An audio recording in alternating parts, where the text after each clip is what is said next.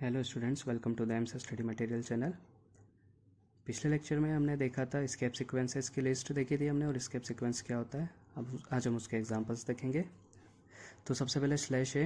ये साउंड अगर स्पीकर लगे होंगे तो काम करेगा, और हर कंपाइलर में काम नहीं करता है, डिपेंड करता है उस कंपाइलर पे करेगा या नहीं। तो अगर हमने स्लैश है अगर काम कर रहा है, तो अगर हमने लिखा पूरा प्रोग्राम लिखा और उसमें एक स्टेटमेंट लिखा प्रिंट एफ हेलो स्लैश है, तो क्या होगा इसका आउटपुट हेलो, और उसके बाद एक बीप साउंड आएगा। स्लैश ए का मतलब होता है अलार्म, अलर्ट या बीप साउंड। तो हेलो के बाद एक साउंड सुनाई देगा। ये स्लैश ए का काम था, ठीक है। स्लैश बी का काम क्या था? Back space. ये कंपाइलर टू कंपाइलर डिफरेंट काम करता है। किसी कंपाइलर में डिलीट भी कर देता है, और किसी कंपाइलर में केवल कर्सर को पीछे करता है, ठीक है। तो हमारे टर्बोसी के कंपाइलर में क्या करता है? कर्सर को पीछे करता है। तो आउटपुट क्या होगा वो समझते हैं हम। पूरे प्रोग्राम में हमने स्टेटमेंट लिखा print f hello space world slash b, ठीक है। तो अगर बिना स्लैश के, अगर हम इसको बिना स्लैश बी के अगर चलाए, तो इसका आउटपुट क्या होगा? हेलो वर्ल्ड, और इसके बाद यहाँ पे कर्सर होगा। तो अब हेलो लिखा है, वर्ल्ड लिखा, और फिर क्या लिखा? Slash b. तो स्लैश बी क्या करेगा? हेलो वर्ल्ड लिखने के बाद कर्सर को एक पीछे ले आएगा, मतलब यहाँ से हटा के कहाँ पे ले आएगा? डी पे, ठीक है। दूसरा एग्जांपल समझते हैं। Print f welcome slash b, ठीक है। तो ये लिखा है वेलकम, तो कर्सर का होना चाहिए यहाँ पे, लेकिन कितने स्लैश भी है? दो। तो पहले स्लैश भी से तो क्या होगा? ये कर्सर यहाँ की जगह कहाँ आ जाएगा? ई पे। फिर एक और स्लैश भी है, तो ई की जगह से कर्सर कहाँ पे आ जाएगा? एम पे। तो आउटपुट कैसा दिखेगा? वेलकम, और कर्सर कहाँ दिखेगा? एम पे, यहाँ पे नहीं दिखेगा, ठीक है। और जिस कंपाइलर में वो डिलीट करता है तो ई और एम को डिलीट कर देगा, पर हमारे टर्बोसी के कंपाइलर में केवल पीछे जाता है, ठीक है। स्लैश एन का मतलब न्यू लाइन, ये तो हम पढ़ चुके हैं बहुत बार, पहले भी देख चुके हैं। Print f hello slash n world slash n welcome, तो इसका आउटपुट क्या आएगा? हेलो, है ना। फिर स्लैश एन है, कर्सर यहाँ था तो कहाँ पहुँच जाएगा? स्लैश एन के कारण न्यू लाइन पे यहाँ पे, और क्या लिखाएगा यहाँ पे? World, WORLD। फिर कर्सर यहाँ रहेगा, फिर क्या है? स्लैश एन, तो यहाँ से कर्सर कहाँ पहुँच जाएगा? नई लाइन पे, और यहाँ क्या लिखेंगे हम? वेलकम। और अब कर्सर कहाँ होगा? यहाँ पे, क्योंकि अब स्लैश एन नहीं है। तो इसका आउटपुट क्या आएगा? हेलो, फिर लाइन चेंज वर्ल्ड, फिर लाइन चेंज वेलकम, ठीक है।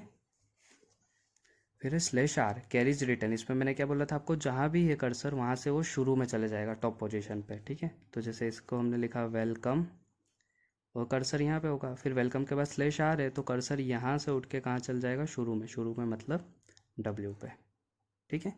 जैसे एक और है वेलकम स्लैश आर टी, तो वेलकम के बाद तो यहाँ पे कर्सर होना चाहिए था, ठीक है। तो स्लैश आर से कर्सर कहाँ पहुँच जाएगा? शुरू में। शुरू में मतलब W पे, और वो कर्सर पहुँच गया, और स्लैश आर के बाद है कैपिटल T, तो W के ऊपर क्या ओवरराइट हो जाएगा? T। तो ये इस टाइप से दिखेगा टेलकम, ठीक है।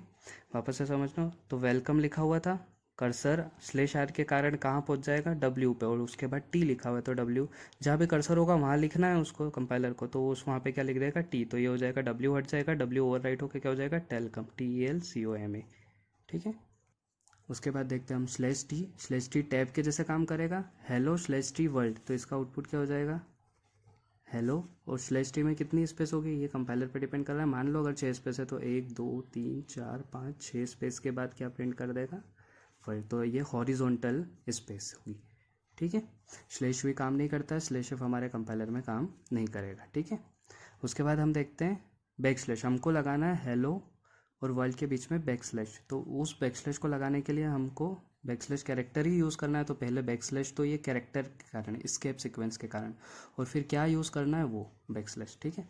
तो हमने इस टाइप से यूज़ करा, तो हमारा आउटपुट क्या होगा? हेलो बैक स्लैश वर्ल्ड, ठीक है। तो मान लो अगर ये प्रिंट करवाना है तो क्या लिखना पड़ेगा? हेलो बैक स्लैश वर्ल्ड, क्योंकि अगर हेलो बैक स्लैश वर्ल्ड अगर आप लिख देते डायरेक्ट यही इसमें, तो वो बैक स्लैश प्रिंट नहीं कर देता, वो उसको स्केप कर देता, ठीक है।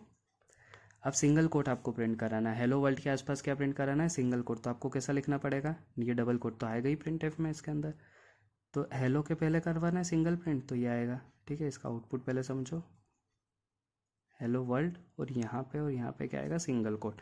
इसलिए हेलो के पहले बैक स्लैश और सिंगल कोट, और यहाँ लास्ट में भी बैक स्लैश और सिंगल कोट, और ये तो आपका था ही डबल कोट, ठीक है। तो ये इस टाइप से फिर प्रिंट करेगा हेलो वर्ल्ड।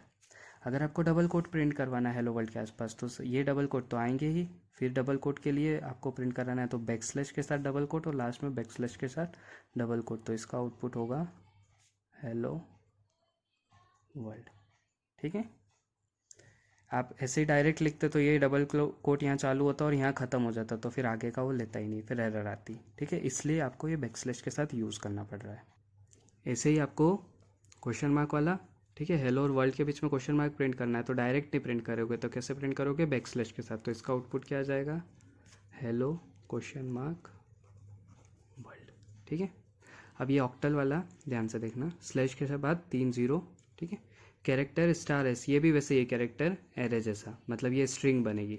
ठीक है, पॉइंटर का यूज़ करा है हमने। इक्वल्स टू डबल कोट में लिखा है हमने A/0725।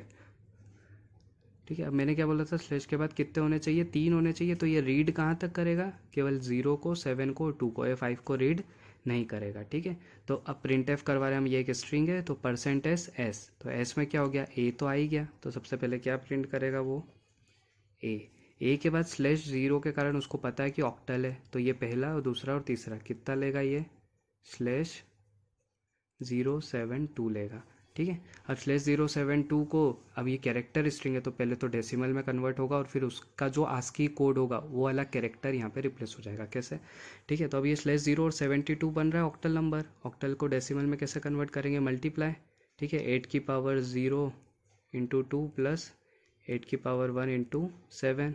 ठीक है, तो ये हो गया 56 प्लस ये 1 × 2, ये 58 हो गया। और 58 मतलब ये अब डेसिमल में हुआ, और 58 को आज के कैरेक्टर में देखेंगे क्योंकि यहाँ कैरेक्टर एरे है, तो 58 के रिगार्डिंग जो भी, जिसकी भी आज की वैल्यू होगी 58, वो वाला कैरेक्टर आ जाएगा। तो 58 है कॉलन की, तो यहाँ पे क्या आ जाएगा? कॉलन, इसके जगह आ जाएगा कॉलन, और उसके बाद 5, इसको तो पढ़ेगा नहीं तो 5, तो इसका आउटपुट आएगा A:5। ठीक है, तो फिर से समझ लो, A/0 के बाद दोनों, तो ये 1 2 3, कम से केवल 3 ही पड़ेगा, तो /072 को डेसिमल में कन्वर्ट करा तो क्या आया? 58, और आज की वैल्यू जो भी होगी 58 की, जिसकी भी आज की वैल्यू 58 होगी वो कैरेक्टर यहाँ पे रिप्लेस हो जाएगा। तो किसकी थी? कॉलन की, और वो 5 आ गया। ठीक है, अब ये हेक्साडेसिमल के लिए /x/hh, कैरेक्टर कैर स्टार एस देखा, मतलब स्ट्रिंग है। B/x 4a, मतलब /x के बाद जो भी लिखा वो क्या हो जाएगा? हेक्साडेसिमल में, मतलब 4a है ना, /x 4a। तो ये तो हेक्साडेसिमल पता चल रहा है, मेन क्या हो गया? 4a। इसको डेसिमल में कन्वर्ट करेंगे तो क्या होगा? 16⁻0 × a की वैल्यू मतलब 10 प्लस 16⁻1 × 4, तो ये 64 प्लस 1 × 10 10, तो ये क्या हो गया? 74। अब 74 किसकी आज की वैल्यू है? हमको पता है कैपिटल A की वैल्यू क्या है? 65। ठीक है, तो हमको कहाँ तक जाना है? 74 तक। तो 65 के बाद 66 67 68 69 70 71 72 73 74, मतलब 10वां कैरेक्टर। ठीक है, तो 10वां कैरेक्टर कौन सा होगा? J, ABCDEFGHI 9 होगा और J। ठीक है, तो क्या प्रिंट होगा? इसका मतलब हो जाएगा J, क्योंकि ये आज की वैल्यू क्या आ रही है हमारी? 74। तो 74 किसकी आज की वैल्यू है? कैपिटल J की। तो ये क्या प्रिंट होगा इसमें? सबसे पहले B, जब यहाँ प्रिंट करेंगे स्ट्रिंग /x 4a का मतलब 74, और 74 को कैरेक्टर में प्रिंट करना है, और ये आज की वैल्यू किसकी है? J की, तो उसकी आज की वैल्यू रिप्लेस होकर क्या प्रिंट करेगा? J। तो क्या प्रिंट होगा इससे? BJ। ये किससे? हेक्साडेसिमल से। क्लियर है?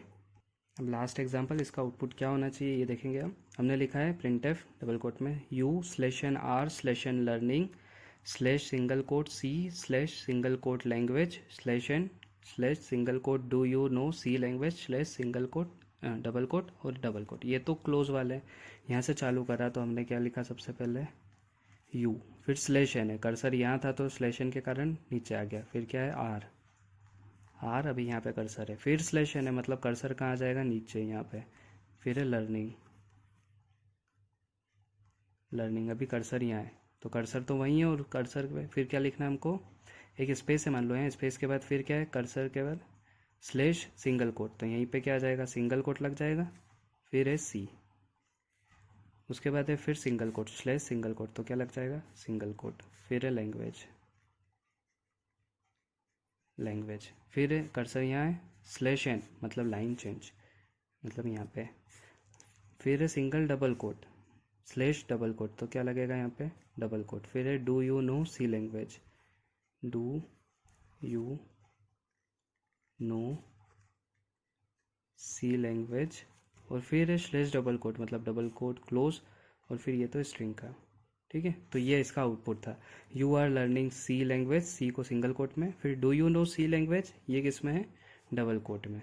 ठीक है, और लास्ट में अगर क्वेश्चन मार्क लगाना हो तो फिर क्या लिख देंगे हम, स्लेश क्वेश्चन मार्क, तो यहाँ पे क्या आ जाएगा, क्वेश्चन मार्क। ठीक है, तो इस तरीके से ये स्केप सीक्वेंसेस कैरेक्टर्स को हम यूज़ कर सकते हैं। Thank you.